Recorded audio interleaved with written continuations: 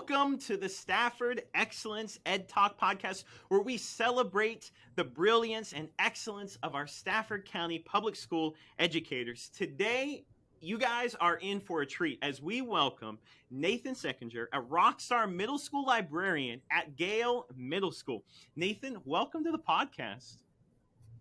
All right. Hey, Dan. Hey, thanks for having me. Yeah, I'm so excited. You know, guys, we're really in the presence of excellence today. I was talking to Nathan a little bit before we came on the podcast, and Nathan is an innovator across our state and recognized across our state for so many different things.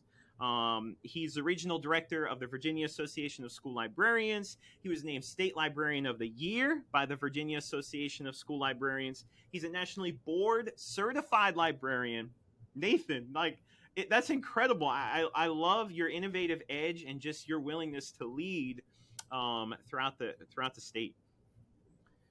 Yeah, thank you. It's kind of hard to believe when you put it all together like that, but it's one thing after another, and it's just one day after another. Yeah. So my first question for you is how are you doing? How's it going? We're in the second week of school as we record this today. How has the new year gotten off? What type of start do we have? It's fantastic. It's so great. We've spent this last year doing our virtual libraries and meeting with students over computer. And so, and while we were doing all that, we were renovating our library. Wow. So I was painting walls and laying down flooring, and we were getting new furniture here. So it is absolutely thrilling to have our sixth grade, who are just new, and our seventh grade, who have never set foot in the library. We're starting to do those lessons. You probably know we do these kind of orientation activities in the library when we bring those students in for the first time. And it's just been great these first few days to get those students in, get them to see the space, get them to explore and discover and check it out. I love that. And I can't wait to talk more about what you do in your library and just that innovation. So just to kind of remind everyone of the format of our podcast, since this is kind of new, we break it into three segments. We're going to talk about your story, Nathan, and then we're going to talk about your excellence, your innovation, how you're at the cutting edge of your field. And then finally, we're just going to kind of close it up and wrap it up with your thoughts. So are you ready to get kicking? Are we ready? Let's do it. Okay. So tell us a little bit about yourself, your story, how you got where you are today. Well, I'm originally from Connecticut. I did all my education up there, and my sister was down here in Virginia, and so she convinced me to apply to some schools down here. And I applied for Stafford County. They had an opening in alternative education as a high school English teacher, and it was just such a unique opportunity. It was a very small school, and it was a school that you went to as a high schooler if you were expelled from an area school. It was a unique opportunity to work with students on a more individualized basis at this huge moment of tension in their lives. Many of our students had been were under probation, had a criminal case against them, and they had this opportunity in this moment where they could choose a different path. They could be successful in school. We offered a very focused, very kind of disciplined educational path. We often had parents there and probation officers there to support that student and the teacher. And it was just so interesting and exciting to be in this moment where, students could make dramatic change in one direction or not. And so I really enjoyed that experience, and I took the job, and I worked there for 4 years. Wow, that's amazing. So how did you end up? So that's very similar to our Phoenix Center today. Am I right? Yes. Okay. Yes. So this was called Regional Educational Program, and I'm not sure if it still exists in its current state or if it's more like the Phoenix program. Okay. So Nathan, what led you to end up? How did you end up at Gayle Middle School? So I followed my boss. So Don Upperco was the principal at Gayle for a number of years. He's since moved on. but he was the administrator that kind of in charge of these alternative educational programs. And so I met him when I came to my first interview before I even lived in Virginia, and had a great experience. I really kind of felt a connection with him and with his ideas about education. So I took that job at Regional. He went over to Gayle. In the meantime, I was doing a library program through University of Virginia Wise, and I was just kind of wrapping up my program. And he was getting settled here at Gayle, and there was a librarian opening. The previous librarian retired after working here for a very long time, very successful career. And he called me up and he said, you should think about applying to it. Wow, that's awesome. It really does come down to the people a lot of the time too. You know, the connections we make with others when we share similar philosophies and whatnot. It just kind of fuels your soul, you know, if you can work with people like that. Absolutely. And it's great to meet people at different ends of their educational careers and really benefit from that experience, especially when you're a new person. You can really get a lot of insight when you see people that have a decade or two into their career. What a great bit of advice for new teachers as well. Just kind of soaking it in and listening and learning from others. We're so much stronger and we develop as educators when we do that. That's good stuff. So this is probably my favorite question of all time to literally ask every educator I ever meet. Did you have an educator or a mentor or someone in your life who was kind of your champion, someone who influenced you in some way, and maybe someone who you kind of carry some of their attributes as a librarian today?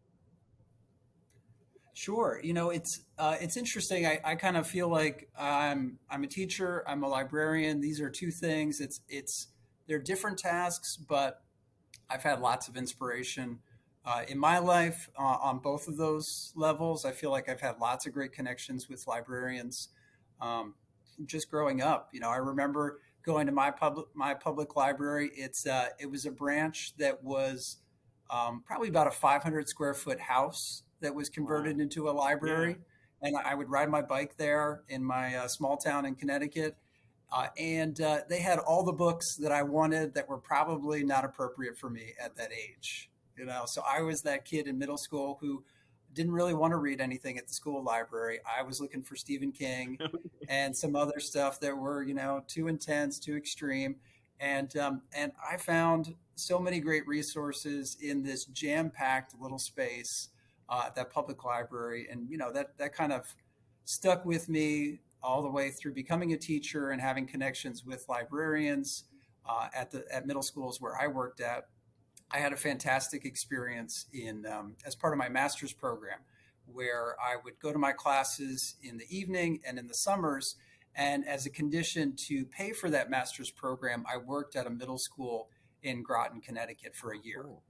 So, and it was like, you'll do whatever we ask you to do for a year, and we'll pay for your master's program. And it was just this fantastic experience where I would be in a math class one day, and then I'd be in an English class, and then I would be subbing in an elective, and then I would get 5 minutes to hang out and help the librarian.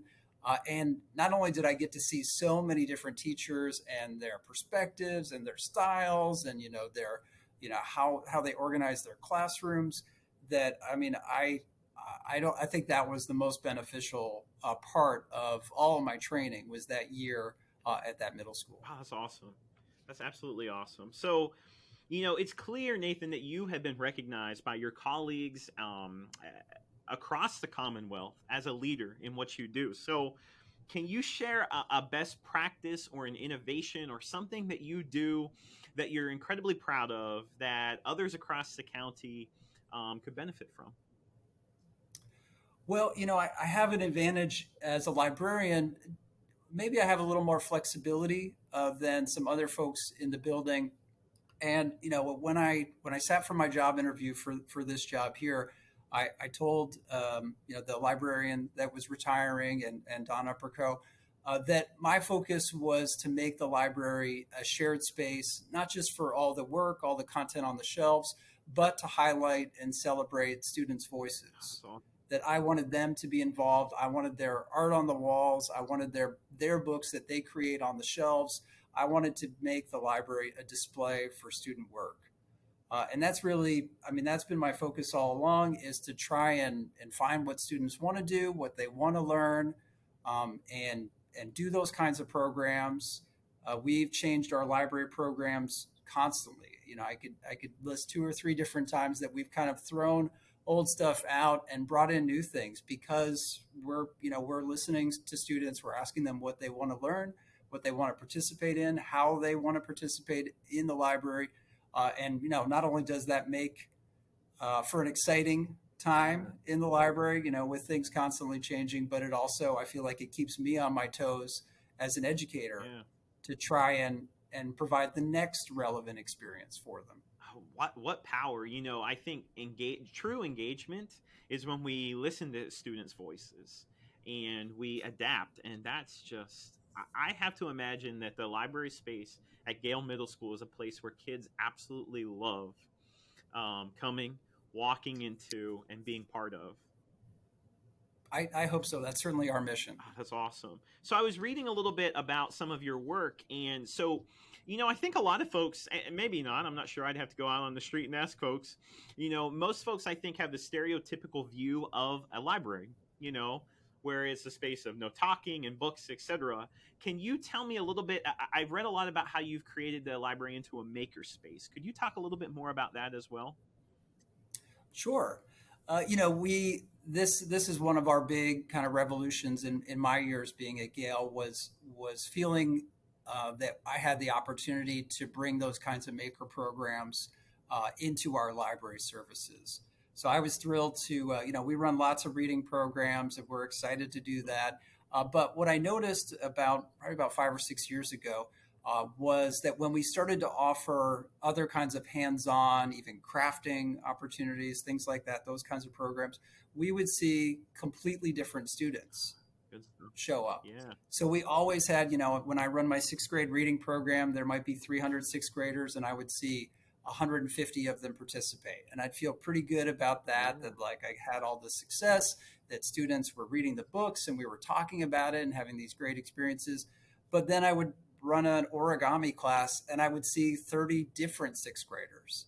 And, it started to kind of put those pieces together in my brain, probably a little too slowly, that, I wasn't really inviting all students into things that they were interested to participate. So Makerspace has been a way for us to offer kind of a rotating catalog of hands-on learning opportunities, often involved with technology. And the true makerspace is really just the library. We don't have we do have a dedicated space because we've been working on turning our computer lab into a space you could take out some tools and do a project on. But we've done everything from we offer a robotics program now called C-Perch. We do a lot of 3D printing and design programs where students are invited to learn 3D design tools, and then we just print off items throughout. So we've done video game coding classes that are often run by students because we discovered a couple of years ago that we had some students that could code in a video game platform called Roblox. Yeah. And they were just like kind of showing their friends on the side. And we were like, no, let's do a class and let's have you teach us all. Absolutely. Because you're coding in the library and like, let's do a class. And like other people really want to know what you're doing. And so we've done a couple of sessions like that where, sometimes I'm the teacher, but more often than not, as soon as we get those students with those skill sets, we put them in charge and say, no, you're going to lead this section. You're going to teach your friend because they're excited, right? The best thing about learning something is immediately getting to turn around and share it with someone. Wow, what power! I mean, when we talk about as teachers having an authentic and relevant learning experience for our kids, that's where it's at right there. Finding their interest, tapping into that, and saying, no, let's bring that into the library space. Let's bring that in. Yeah. Oh, and it makes for as an educator, it makes for a better day, right? And maybe a busier day, but to see that level of excitement and engagement, course, things like discipline go away. And of course, a lot of these are elective programs. So these are students that want to Sure. participate in them to begin with. And so that's a great start. But we've done these kinds of programs for our summer camps. We just did many of those same kinds of activities for our last summer school. So we've tried them with different students in different ways. And to make a student become a maker and then to share their knowledge is just a great one step, two step that I've seen over and over again with success. Wow, that's awesome. That gives me goosebumps. I'm so excited for the kids of Gayle. That's just good stuff. So, moving into the third part of our podcast, kind of with your thoughts. As a librarian, I'm really interested to know, what does the beginning of the year look like for you? How do you set the stage during the first few weeks of the school year in the library space with the classes that you're seeing, the students that you're seeing? What's that look like? So our first big task in the library is to support teachers and getting them the resources that they need, getting kind of our foundation things item, whether that's technology or textbooks or kind of all those pieces in place so that students can feel ready with their students coming in the door. The first couple of weeks with students here in the library is happening right now, and it's great. We have our orientation, so we have our activities and lessons, and we are inviting students in the door. And it's usually September. This is Sure. Now it's August, but August is usually, when you look at our checkout statistics. And I'm sure this is true at every library. This is the prime month. This is when everybody's coming in the door. Every face is smiling and they're just excited to check out. And sometimes it's your old favorites.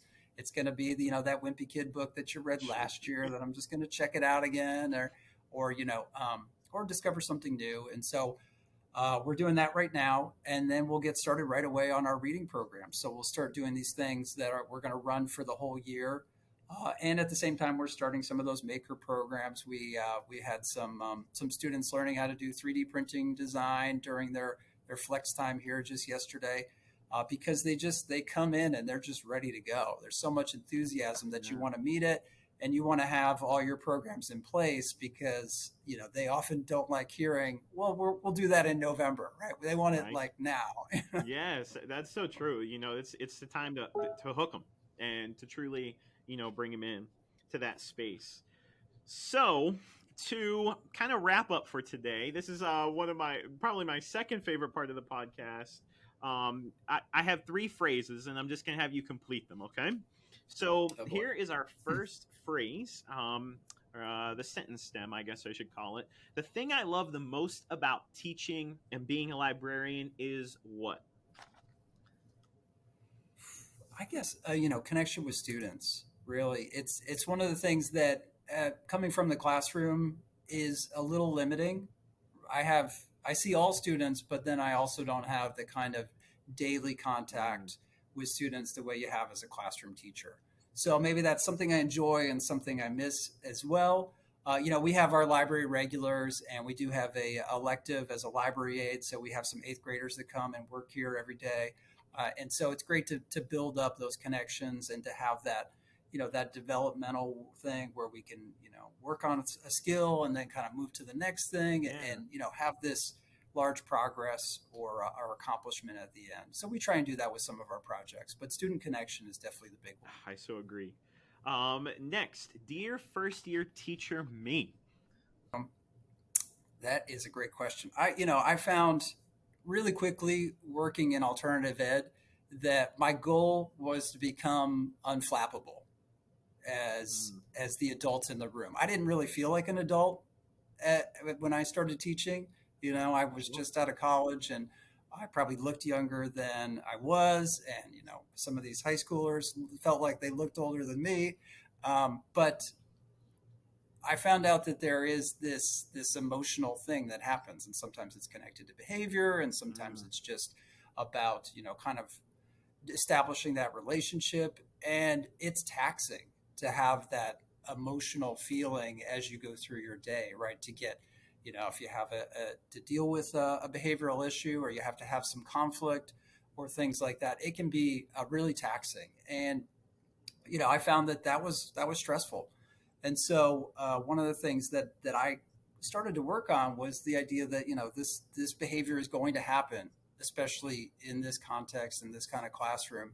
And so really I need to focus on how I work on that, how I work on my classroom management, how I work on students individually, how I work on myself, to try and establish that relationship, and also become a little more unflappable. Yeah. I guess that's my goal, and it certainly helped over time. It certainly wasn't an easy fix, but I think over the long term, that leads to a less stressful year, and many years down the road. Yeah, and easier said than done, but also Oh yeah, not to take it personally.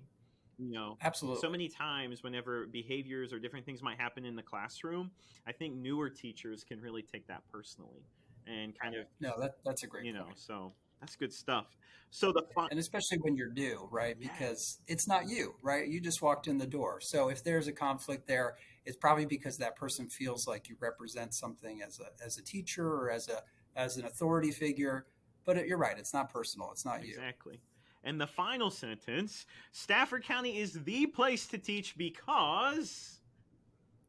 Well, I've always felt so much support for my professional Mm, growth here at Stafford County.